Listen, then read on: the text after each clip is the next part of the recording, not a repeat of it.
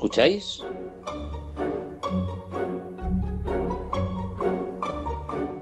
Es Oír y Callar. En Ñ Radio.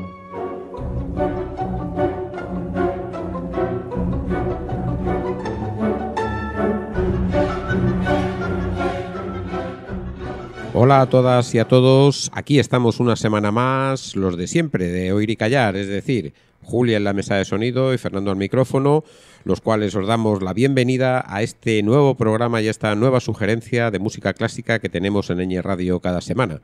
Esta nueva entrega pues la vamos a dedicar esta semana a músicas del siglo XVII y principios del XVIII, así que vamos a empezar como siempre con la música escrita por mujeres.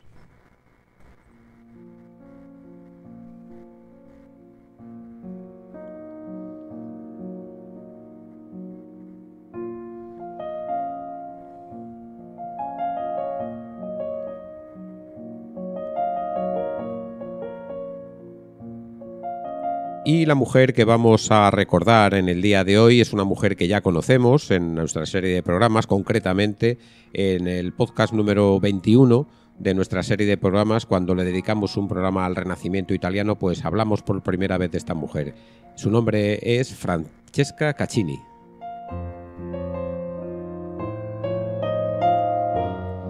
Francesca Caccini es una mujer que vivió entre 1587 y 1641. Es italiana.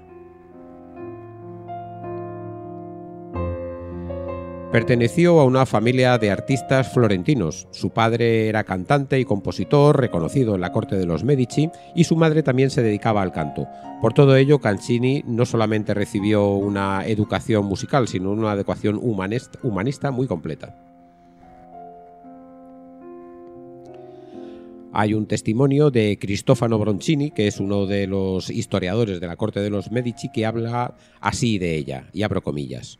No solo es un enorme talento en la música, sino que además dispone de una excelente educación en idiomas, aritmética, astrología y alquimia.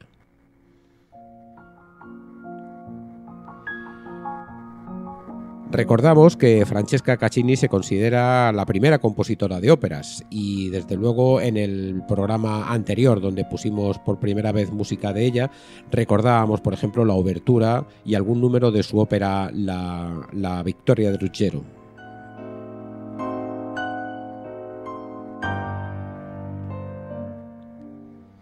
Esta ópera la estrenó en el año 1625 y además de considerarse la primera de las mujeres que componía ópera, también sabemos que Francesca Caccini compuso otras 5 óperas, de las cuales no ha quedado nada. O sea, se sabe que las compuso, pero no tenemos sus partituras. De la única que tenemos partitura es de esta, ¿no? De la Liberazione de Ruggiero, perdón, que antes he dicho la Victoria, no es la Liberazione de Ruggiero.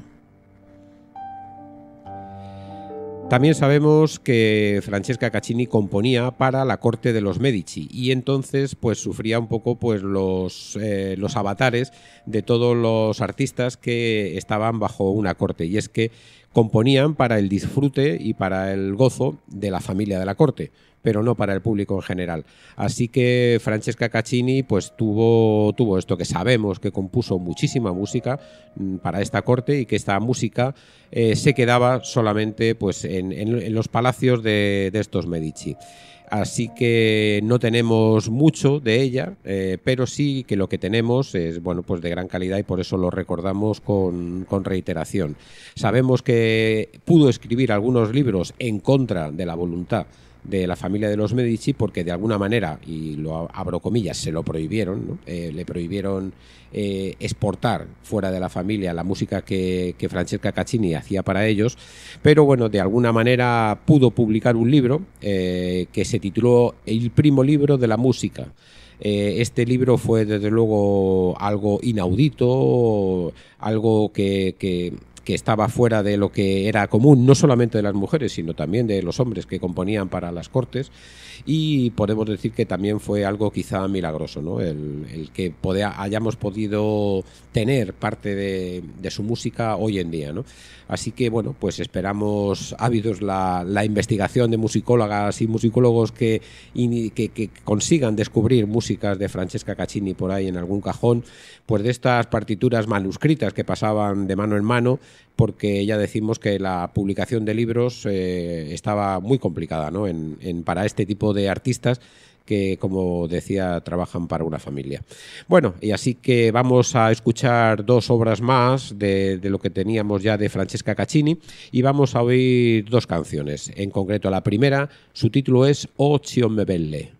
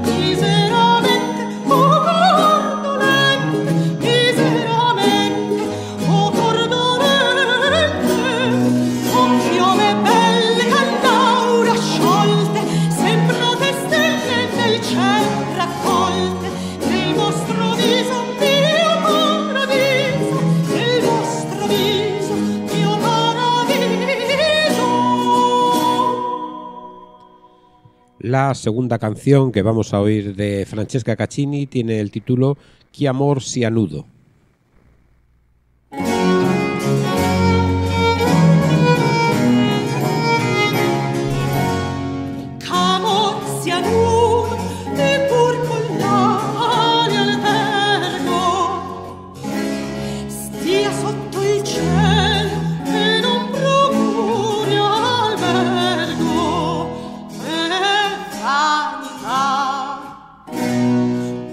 Per gli occhi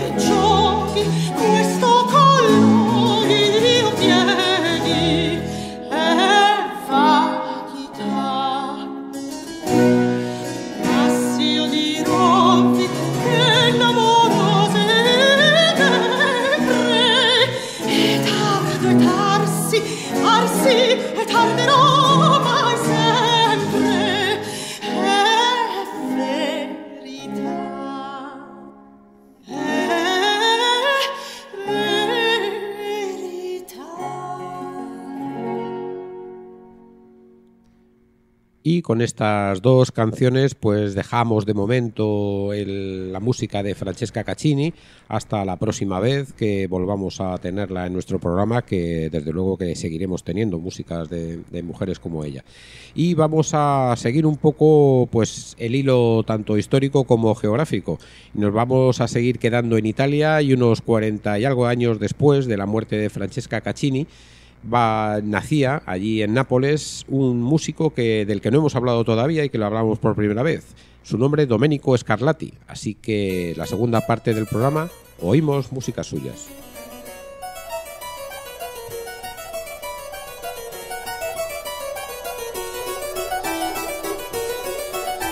De fondo, sobre las palabras que vamos a decir sobre Scarlatti, estamos oyendo la sonata número 116 en do menor.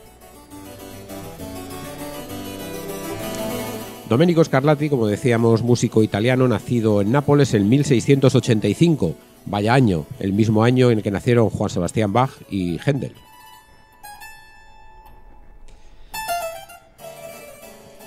Domenico Scarlatti fue compositor, clavecinista, pedagogo y bueno, pues un gran hombre de las ciencias y de las artes de la época. Cabe suponer, sin embargo, que Domenico Scarlatti se formó al lado de su padre, Alessandro Scarlatti, y de otros miembros también de su familia, como sus tías, que eran cantantes de profesión, su tío Tommaso, que también era tenor, o su hermano Pietro Filippo, que también fue compositor. Estar rodeado de música, desde luego, le hizo tener, pues eso, una gran afición por este arte y unas grandes cualidades. No en vano, en septiembre de 1701, es decir, con 16 años, fue nombrado segundo organista y compositor de la Capilla Real de Nápoles, donde su padre estaba empleado como maestro. Fue pronto cuando su padre se dio cuenta de que Domenico Scarlatti sino que tenía unas grandes cualidades y un gran potencial para la música. Así que lo que hizo fue, además de enseñarle la música, le procuró que escapara un poco del acogimiento familiar para que aprendiera música fuera del entorno familiar y se profesionalizara pues con mayor enjundia, ¿no?, que lo habían hecho ellos.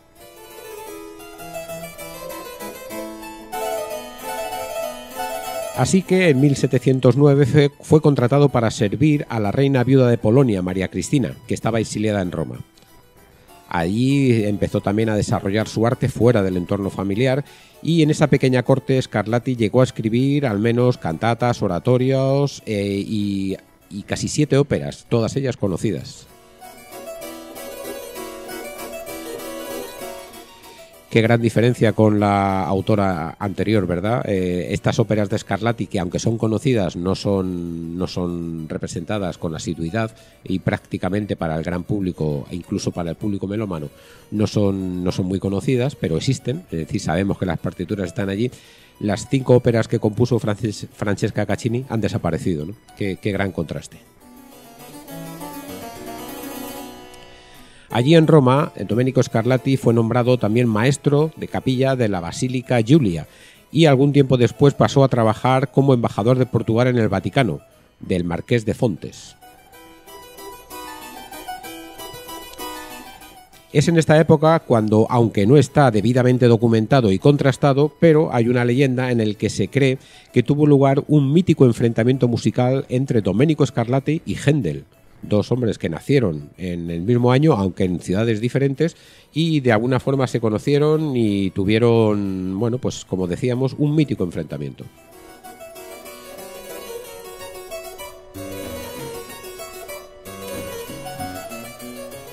De este enfrentamiento se sabe que el primero, es decir, Scarlatti, fue declarado el ganador sentado al clave y Händel fue declarado ganador sentado al banquete del órgano.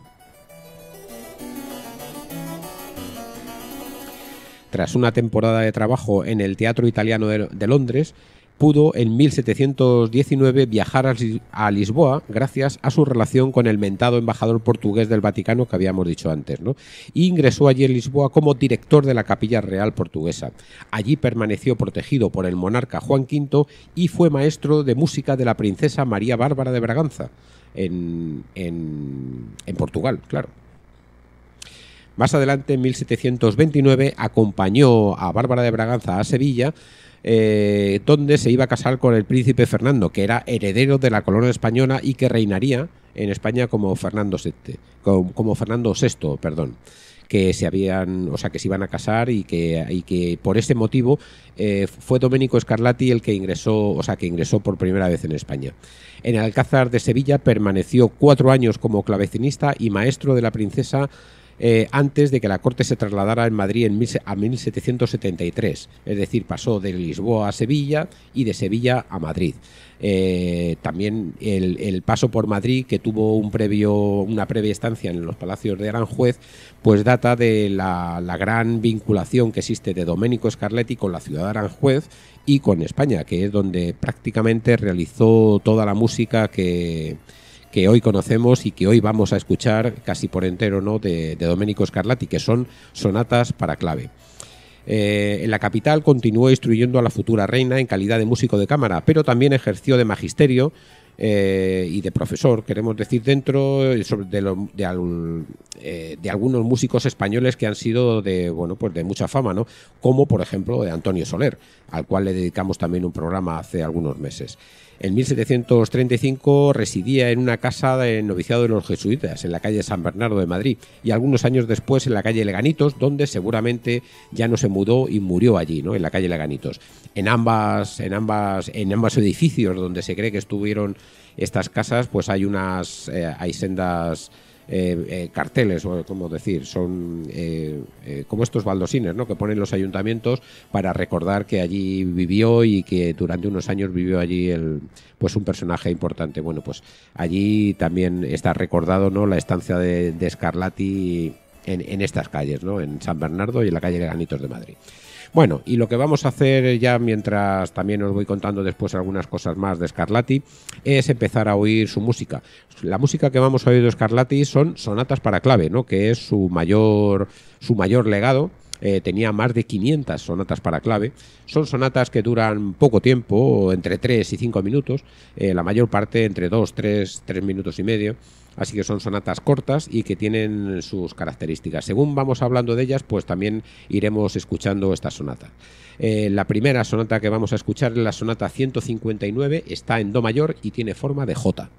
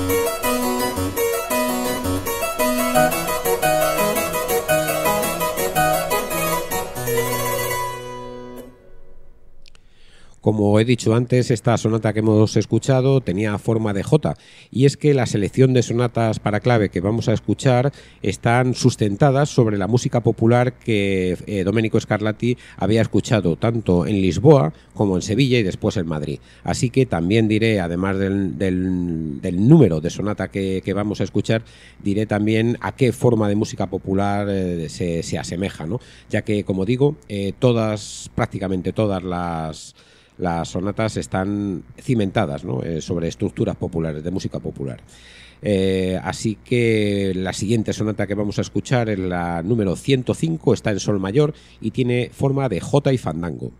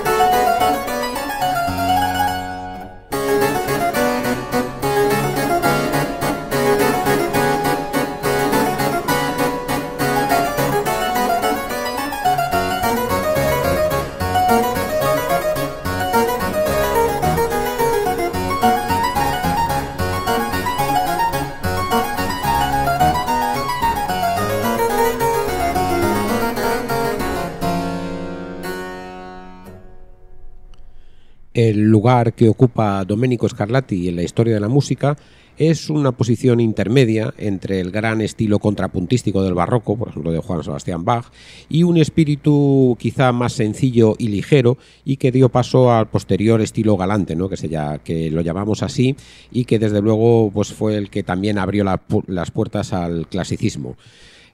Scarlatti fue una figura fundamental en el ambiente de la música para clave, en este ambiente que estamos diciendo, ¿no? en ese estilo galante. Y fue quizá el primero que estableció una técnica definitiva y adecuada para tocar estrictamente el clave, ¿no? Y no antes que, por ejemplo, en tiempos anteriores, que se consideraba pues el clave como una técnica subsidiaria de la técnica para órgano, ¿no? Por ejemplo, ¿no? Él estableció una técnica para el clave que era propiamente para el clave. Bueno, pues vamos a seguir escuchando sonatas de Domenico Scarlatti, y ahora vamos a empezar con una serie de 3, ¿no? Y luego ya al finalizar las 3 ya la diré. Es la sonata en re 490 y es una saeta.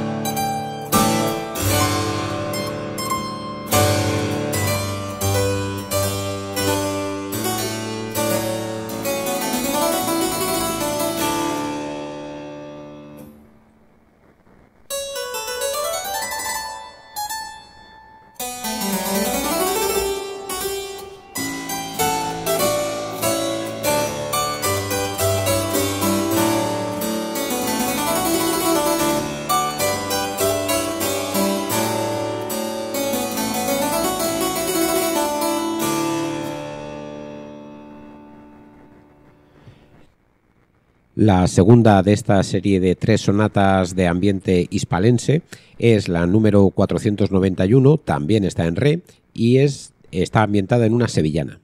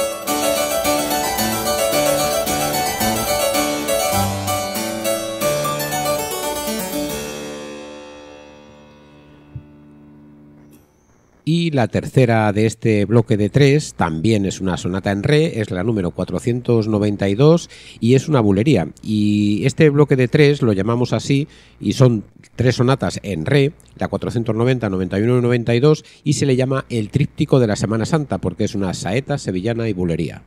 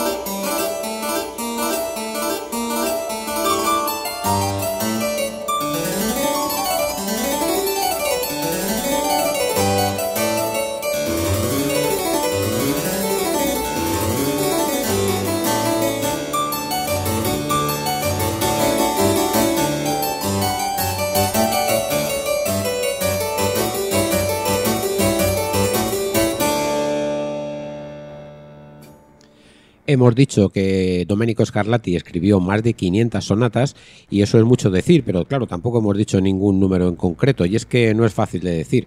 La primera recopilación o edición de las sonatas de Scarlatti se hizo en 1783. Recordamos que Scarlatti murió en 1757. Bueno, pues casi 30 años después se realizó en Londres una primera edición de sonatas de Scarlatti con el título de Exercizi per clavicembalo. Este libro contenía un total de 29 sonatas y una fuga conocida como la fuga del gato. Y este libro además fue concebido, estas 29 sonatas, como un libro que Scarlatti dejó preparado en agradecimiento a Juan V de Portugal por haberle nombrado caballero de la Orden de Santiago. Estos son 29 sonatas que tenemos ahí, ¿no? Por un lado. Luego, por otro lado, tenemos que hay unas fuentes venecianas de sonatas copiadas a mano entre los años de 1742 y el año de la muerte de Scarlatti, 1757, y que están en la Biblioteca Marciana Veneciana. Fueron recopilados y fueron encontrados, digamos, en 1835, es decir, casi 100 años después, ¿no?, de la muerte de Scarlatti, y ahí hay un total de 496 sonatas, ¿no?, copiadas de puño de Scarlatti. Y luego también tenemos que en el Conservatorio de Parma hay también una colección de 463 sonatas, de las cuales 12 no estaban contenidas en las copias de la Biblioteca Veneciana, ¿no? Luego además tenemos que, por ejemplo, en Múnich existen copias de 3 sonatas que no están en ninguna de las dos anteriores, ¿no?, ni en Venecia ni en Parma. En el Museo Británico de Londres también tenemos una colección de 2 sonatas que tampoco están en ninguna de estas colecciones. En Cambridge también tenemos unas 3 sonatas, me parece que eran. Es decir, hay una serie de sonatas deslavazadas por ahí en copias manuscritas y que realmente no dan el número exacto total, porque seguramente en algún cajón por ahí de algún sitio habrá alguna sonata y que no sea conocida. Como investigadores españoles tenemos que también hicieron una gran recopilación de las sonatas de Scarlatti, Antonio Baciero y Rosario Álvarez. Han sido musicólogo y musicóloga que han enriquecido también las colecciones de estas sonatas con sus investigaciones. Y tenemos que decir ya que de una manera que querían ser como un compendio de todas las sonatas de Scarlatti, Czerny, en el año de 1839, realizó una colección de estas sonatas que fue muy aplaudida, por ejemplo, por Chopin para el estudio del piano, y que más adelante Alessandro Longo, en 1906, determinó ya de una manera corregida y aumentada y metodológica todo el corpus de las sonatas de Scarlatti. Trabajo que fue perfeccionado por un musicólogo más adelante en el año 1953, y desde entonces parece ser que no se ha sumado ninguna obra más a este corpus de las sonatas de Scarlatti. Bueno, era un ejemplo, ¿no?, de cómo están distribuidas las sonatas por el mundo, ¿no? Vamos a escuchar una sonata más. En este caso es la número 426, está en sol menor y hace referencia a un fado portugués.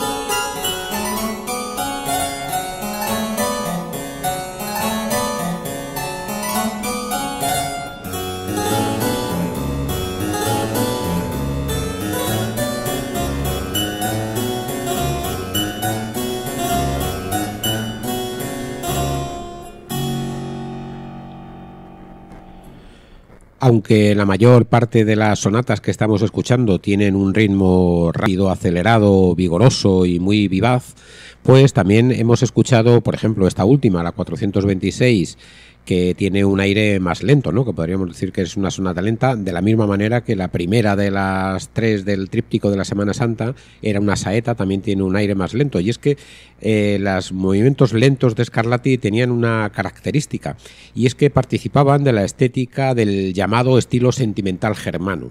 ¿Y esto qué quiere decir? Bueno, pues que este estilo sentimental germano se caracterizaba porque generaba unas melodías que querían impregnar melancolía, ¿no? Que querían dar un ambiente como de ensoñación, ¿no? Y esto tenía unas características, y es que tenían que tener una sencillez en sus melodías, es decir, homofónicamente tenían que ser sencillas, tenían que ser claras, tenían que ser muy, muy escuetas, y luego tenía una periodicidad métrica y melódica muy matemática, es decir, los temas estaban expresados matemáticamente en el mismo número de compases, en intervalos también muy, muy claros y muy repetidos, y esto hacía, bueno, pues esto hacía la característica, como decíamos, de los movimientos lentos en las sonatas de Scarlatti. Bueno, pues es una característica. Vamos a seguir escuchando. Ahora se trata de un fandango y es la sonata número 516, que está en re menor.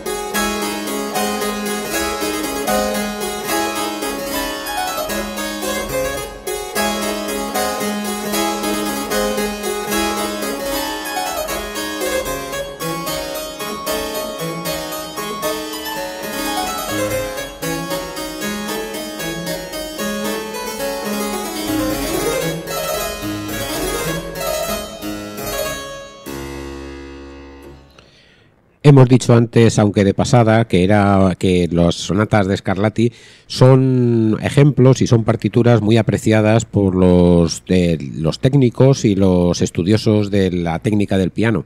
Y es que, aunque están escritas para clave, se adecúan muy bien a la técnica que debe desarrollar toda persona que, estudiando el piano, pues necesita evolucionar, digamos, en su virtuosismo. ¿Por qué estas sonatas son tan apreciadas? Bueno, pues porque tienen un estilo o que tienen una arquitectura que es muy clara y muy simple y muy compleja al mismo tiempo, ¿no? Es decir, el estilo en el que están compuestas estas sonatas es muy clara. Son dos partes muy claras siempre en todas las sonatas y además estas partes tienen unos esquemas rítmicos y motívicos que son muy claros, que se repiten con mucha frecuencia y que, a pesar de que parece que siempre es lo mismo y que parece que siempre se repite, siempre respetan el sentido del discurso sonoro, ¿no? Y entonces lo que hace Scarlatti es, explotando al máximo los recursos virtuosísticos del teclado, como por ejemplo el cruce de manos o los caminos modulantes de unas melodías a otras, etcétera, lo que hace es forzar al máximo, como decíamos, estos recursos técnicos, pero manteniendo una estructura simple, ¿no? La estructura de dos tiempos simples, y que también, haciendo referencia a la música popular, parece que es algo fácil, pero que para los estudiantes del teclado, ¿no? y del piano, pues son sonatas muy, muy valiosas, y así efectivamente todos los estudiantes de piano lo reconocen, ¿no? Bueno, vamos a seguir escuchando músicas de Scarlatti. En este caso es la número 502, está en do mayor y es una petenera.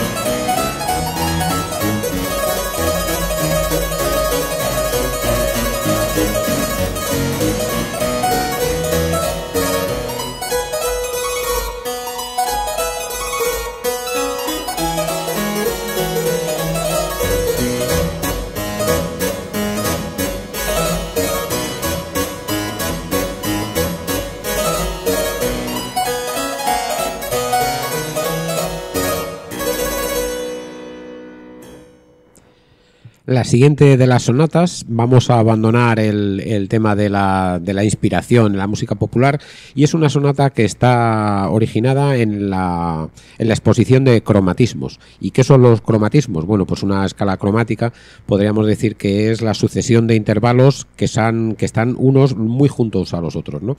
Es decir, en vez de hacer un salto, por ejemplo, del do al sol, del do al la, que es un salto interválico más o menos grande, pues los intervalos cromáticos son los que están muy próximos, los más próximos, es decir, do sostenido, re, mi bemol, mi, fa sostenido, etcétera, ¿no? Entonces, en estos saltos de semitono se fundamentan los cromatismos de esta sonata, que es la 421 y está en do mayor.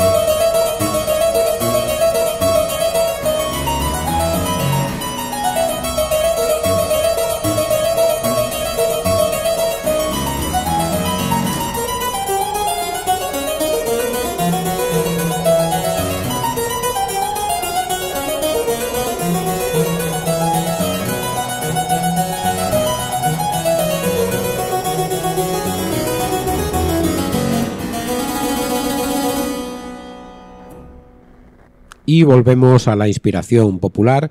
En este caso vamos a oír una tonadilla. Es la sonata número 322 y está en la mayor.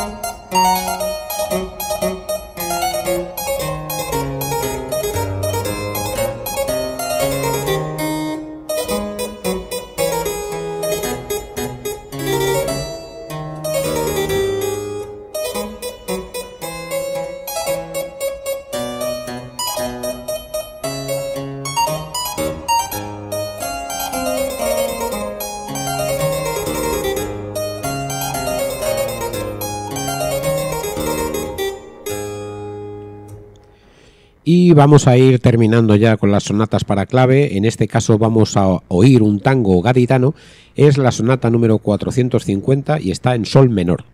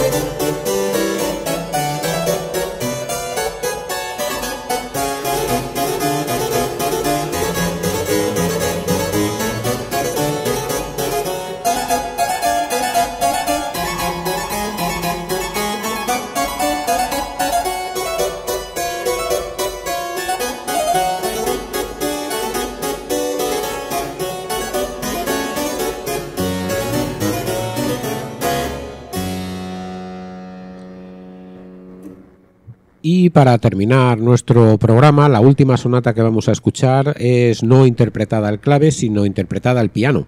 Como hemos dicho antes, que todas estas sonatas son compuestas para el clave, pero son muy apreciadas por los pianistas y las pianistas. Así que, bueno, para despedirnos vamos a oír una de estas sonatas interpretada al piano. Es la número 198, está en mi menor.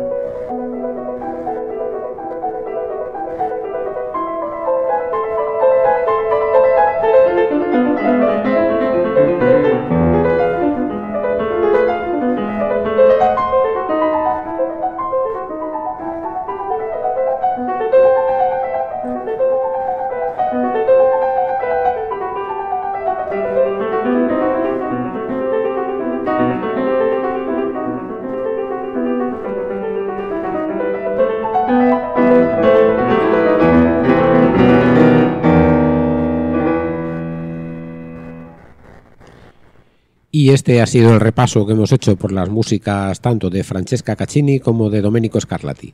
Os esperamos la próxima semana aquí en un nuevo rato de música clásica en Oír y Callar. Hasta entonces, adiós. Eso es todo, amigos.